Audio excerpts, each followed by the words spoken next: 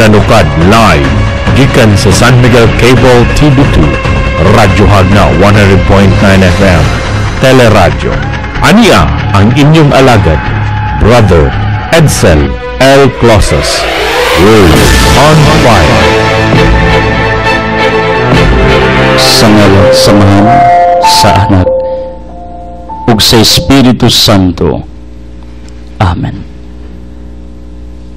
Father Almighty, we praise you, we glorify your name for this another wonderful October 31, 2014, the last day of this month of Rosary.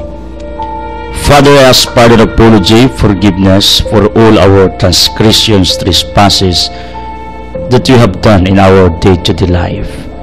Father, I pray also that you may bless our Pope Francisco, Emeritus Bigli 16, Papal Ambassador Church Magisterium, Cartaglik Ibido Vidal. You bless our Archbishops, Archbishop Palma, mga kabispuan, Bishop Patrick Daniel, Parcon, Emeritus Christian Will, Bishop Medruso, mga kaparian, Ticons, Kamadrian, Seminarians, Lay Evangelizers. Father, please bless our benefactors, donors, supporters, the people who are working behind of this media ministry, as well as our outreach and feeding program in behalf of the G.D. Caligan Foundation. Father, I pray also for our President Aquino, Vice President Pinay, Cabinet members, senators, congressmen, provincial officials, municipal town officials, barangay officials, Department of Justice, Supreme Court. Bless them, guide them, enlighten them.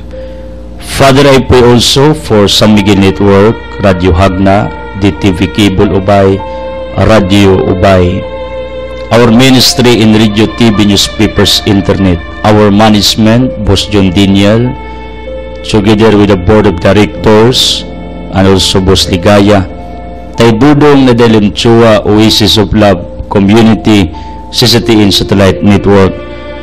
Please bless our technical department with Dong Kit Kadurna, panalangin ni Amahan, uban sang banay. Our finance department, our collectors, our workers, construction workers, sub-offices, our expansions, our plans. You bless also our Altia Business Center, Presbyteric Alma, my wife, my daughter Tia, our team for our Outs and Feeding program today in Tangkigan, Mabini, Bohol, panalangin ni Amahan, as well as ang ilang pagpangandam. And also the launching for San Miguel Cable TV in Mabini today. We entrust all these things to you, Almighty Father. Father, panalangin niya ang tanagtanaw ng minaw karuntak na. In Jesus' powerful name of Nazareth, I rebuke at cancel, cast out of our sins, diseases, infirmities, problems, pains, troubles, hatred, anxieties. I rebuke you. Get up from each one of us. I pray, Father, sa tanang masakiton nga nasa ospital sa panimalay bedridden, labi ng sakit sa Rosepalos mental disorder, brain cancer, brain tumor, sakit sa mata, katarata, glaucoma, pterygium, sakit sa talunggan ni kadungog,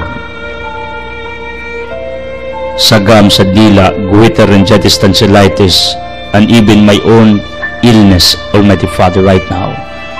Sakit sa kasing-kasing, heartburn, heart failure, sakit sa baga, abdo, atay, kidney, taso creatinine and breast cancer, bugon sa tiyan, digestive problems, reproductive problems, anemia, insomnia, taas o cholesterol, high blood, diabetes, paralyzed, disabled, tanang sakit na mo Ginoo sa mong lawas kalakasing-kasing gunauna. In Jesus' powerful name, I rebuke, cut, cancel, I dissolve, to get out from each one of us. Veni Sanctis Spiritus, enlighten us, Holy Spirit, empower us, transform us, heal us. Santa Maria, San Jose, Padre Pio, San Vicente Ferrer, San Roque, Ezequiel Moreno, San Basen Camilos, Chofilo Camumot, Fortun Simpatic, Pitong Pulando, Carlos Borromeo, Andre Padua, San Agustin, San Tama, San Miguel Sagab, San Rafael, Silte, Barca Joriel, our relatives, guardian angels, Blessed, please pray for us, be with us, as we honor and praise our Almighty God. In Jesus' name, Father, give us more wisdom. Give us more opportunity, Father, to continue our mission on earth.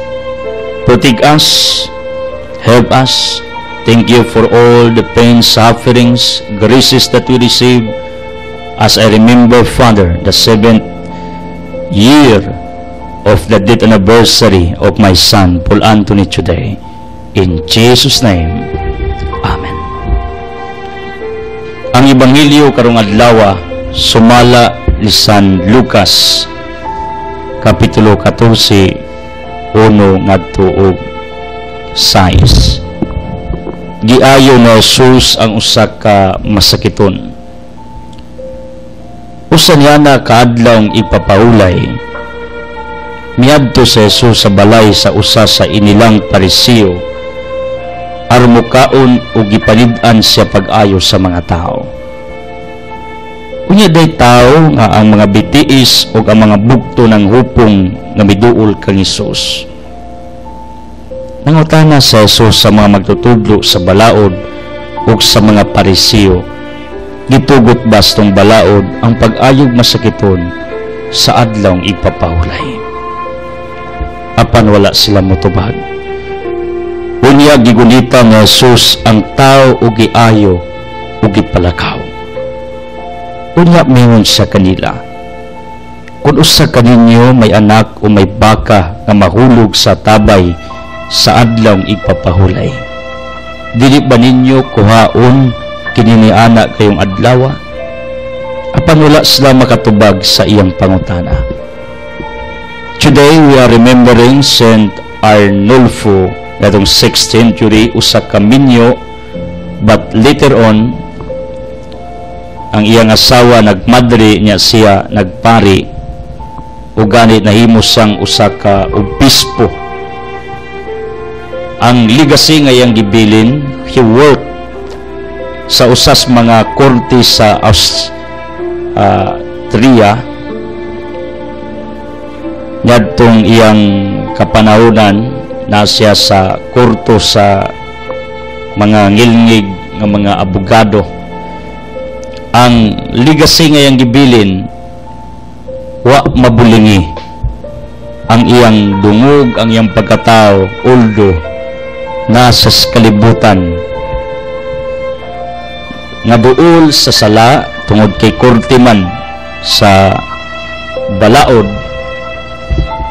or korte sa gobyerno sa mga abogado guwis, then that place is prone to sinning tungod sa kwarta, bribery, suborno. Mao ni ang tinuod. I am not judging, but this is true. Mao ni ang atong makita nga wa mabulingi ang iyang dungog bisan pa man na naa siya ning dapit na duol ang sala. And supposedly it's one of us sa atong pagpanaw ning kalibutana kay matud sa unang 1 kapitulo 5 bersikulo 19, kining kalibutan nga atong gipuy-an gidominar sa yawa. Our earth is controlled by Satan. He is dominating this earth. Therefore, this earth is prone to sins, to mistakes, or unsang mga di maayo nga pangitabo. Pero kung arita ni San Arnulfo manundog nga bisan naa sa korte nga duol sa sala, wa gid matakdi ang iyang pagkatao, ang iyang kalag, wala sa ma-influence. Hinuon ang iyang kabalaan maoy midominar, mao ang milutaw sa dapit diin siya nagtrabaho, although daghan og kagayunan sa pagpakasala ni adtong maong korto or court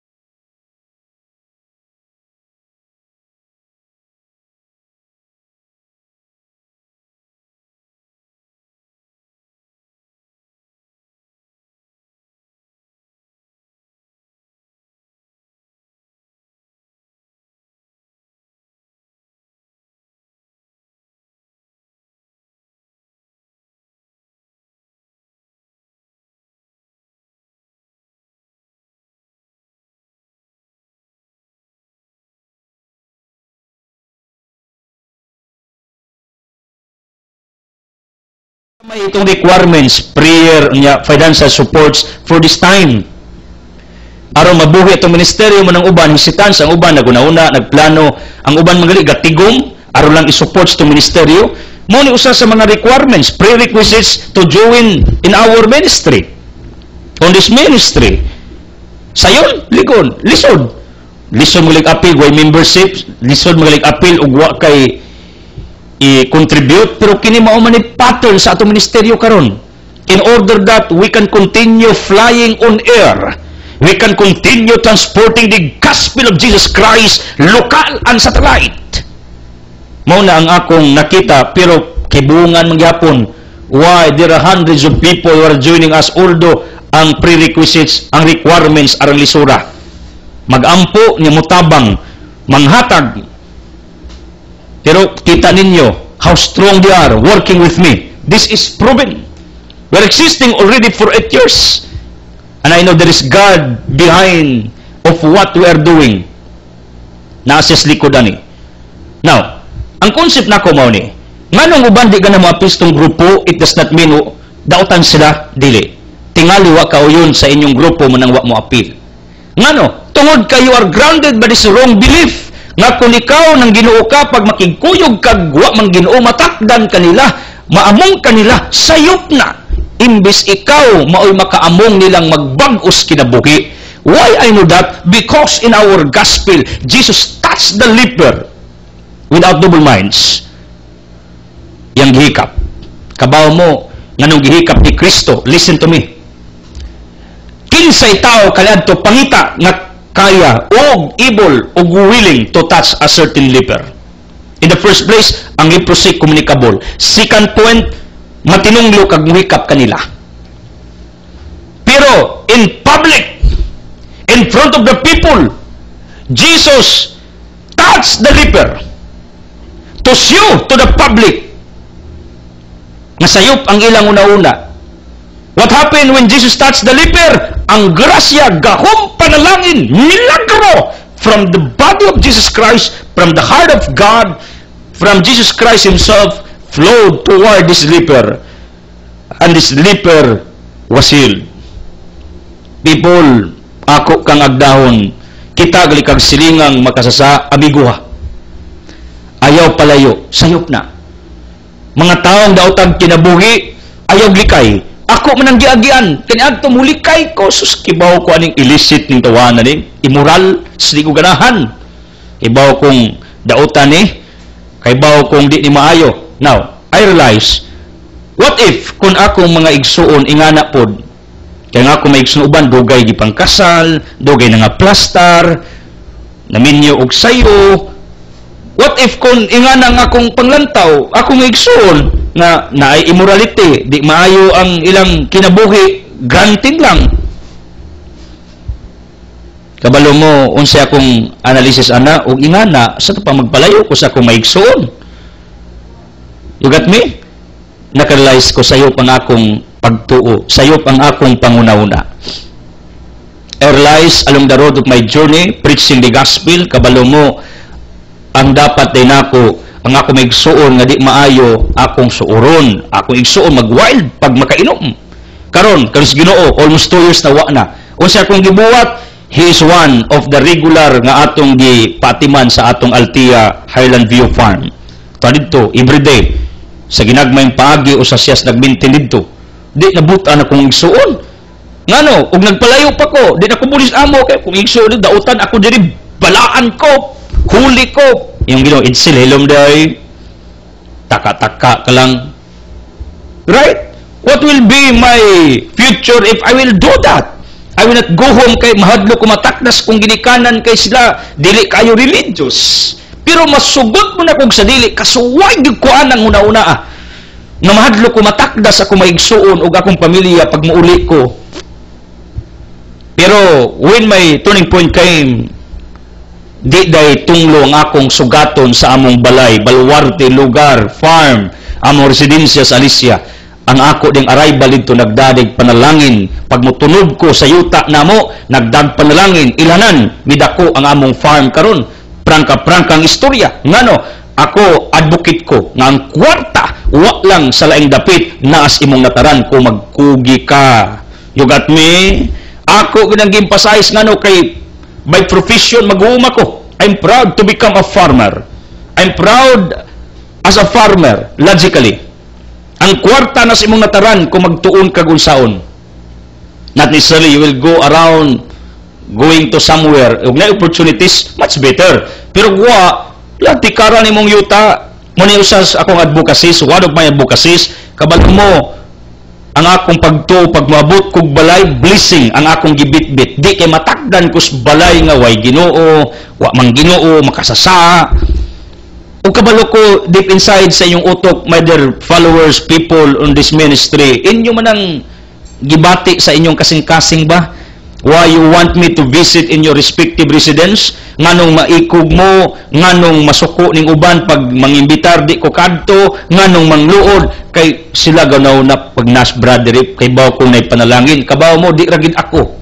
Tuo mo nako, di ra pud pari, di ra pud ministro, di ra pud pastor. Iniwan nga nagtuo Ginoo, iniwan nga nagilas Ginoo, iniwan nga naningkamot to become righteous in the sight of the living God. Kabalo mo, pag mo tamak na usa ka dapit, dili siya mo absorb sa negative power, kun dili siya maoy nag-release sa positive power sa usa ka lugar, sa usa ka dapit, sa usa ka tawo nga yang gikahimamat, gikaistorya, gikahinapi. During confession, I would like to clarify. This is what I learned sa akong Fabi studies. I heard that sometimes nga ang pari maluya kay ang negative energies mga tao gi-absorb pari, di na tinuod. Listen to me, di na tinuod. Ang tinuod na luyang pari pag umagkumpisal, na luyang pare humagmisa kay ang positive power, grace, favors nga naas pare na-release sa mga makasasa. Na-release nato nga nimba. Mo nang inigawas na to, kitay lagsik ang pare na luya. Ngano? Naka-release lag positive power from God.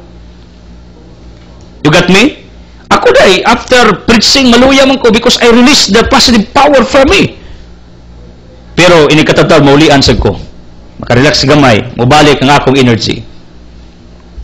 Ang ako lang bation happiness, pero akong lawas medyo tired after preaching, pero the deep inside within me happiness, di ka bayag kwarta, lipay kayo kung nakaalagad ko ninyo nining taknaa.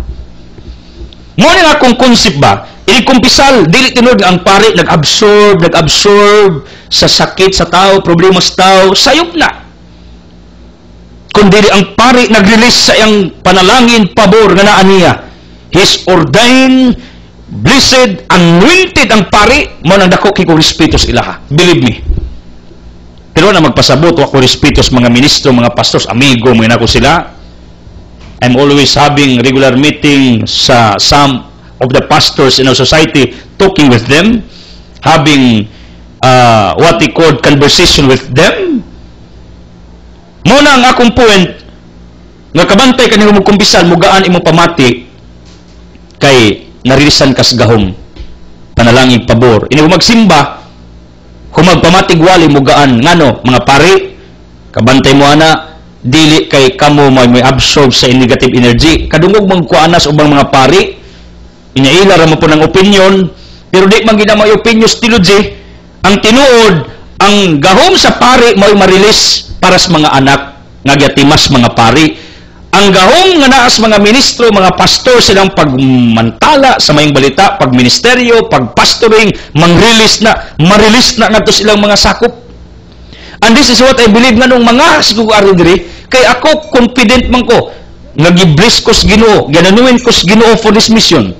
Nagtuo man ko nga iniglingkod ako diri, manggawas ning milagro panalangin pabor diha ninyo. Just believe it. This is true. Proven 100% absolutely nga tinuod ni siya nga principle. When Jesus touched the leper, leprosy was gone. He was healed. The leper was healed. Ngano, from the body of Jesus Christ Himself, the power of healing was released to this leper. You got me? Ngano mo hikap tag imahin? Tubag. Nagtuo ba day mo nga kita inigikap sa imahin ang negative energy ito mo ato sa imahin sayop na Kung kanang Diyos makita pa, kabawag yung kung di mo muhikap o imahin, kang Kristo gi mo muhikap. Like Matthew chapter 9, when a certain woman ngay Matthew mihikap, kung sitabo, ang negative energy ba misaka ni Kristo? No! Ang gahom gikan sa cloth o biste, a piece of cloth from Jesus Christ na nahikapan ning babaeng masakiton, ni-release ang gahom ug naayo ang babae.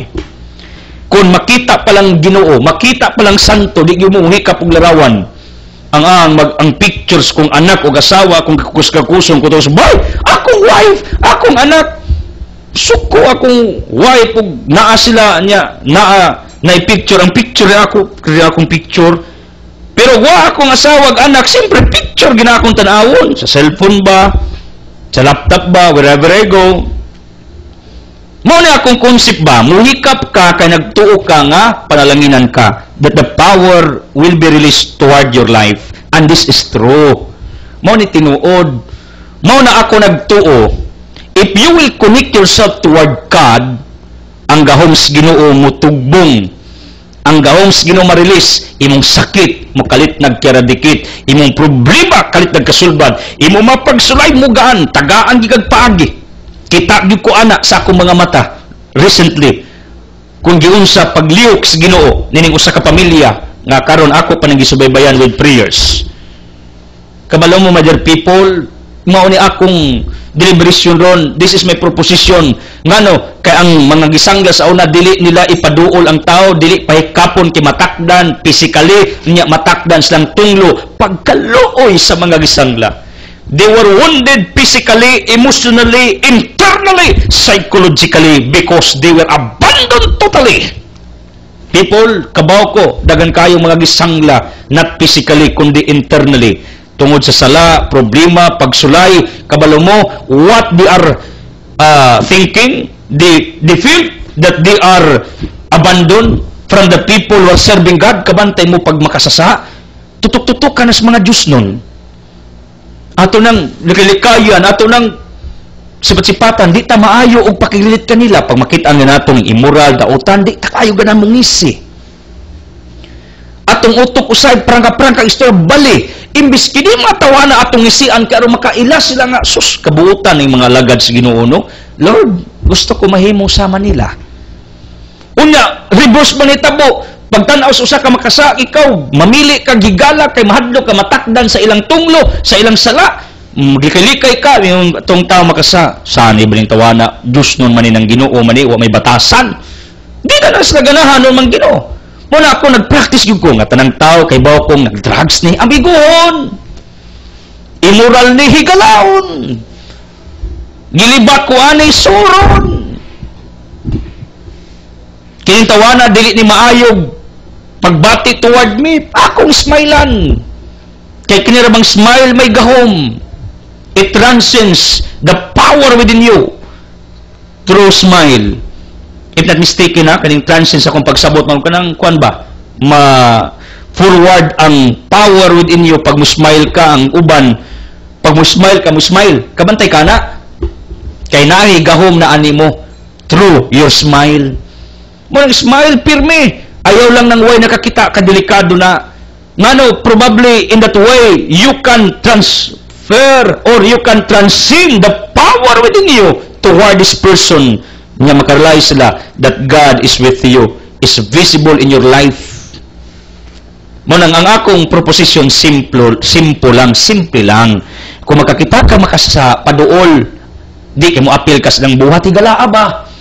Ngano, lamanuha gid na kay ang gahom nga naani mo, labi na kay binunyagan ka, nagtukas Ginoo, mo transfer nila na kay kadugayan, katingaka, ano, nagbago matong tawana, ang yawa nga migunit sa iyang kasing-kasing, wa kagwanta, inita, oy, kain tong kamot nga nigunit, aning akong gisudlan, oy, nakuha ninyo, simple na ni, pero tinuon eh, di kay, adik ko, mulamano ang tawana, kay, yawa, nagkinabuhi, matakdan ko, sayop, lamanuha na kay ang gahom na nimo moadto ang yawa nga nang tawana mo layas na kay di nakagwanta kay naay gahom yang nadawat tungod nimo og ingnon ti ka alagad kas Ginoo gamhanan ka pangita diri sa Biblia ug naay alagad sa Ginoo ug naay taong misubmit siyang kawayos Ginoong way gahom.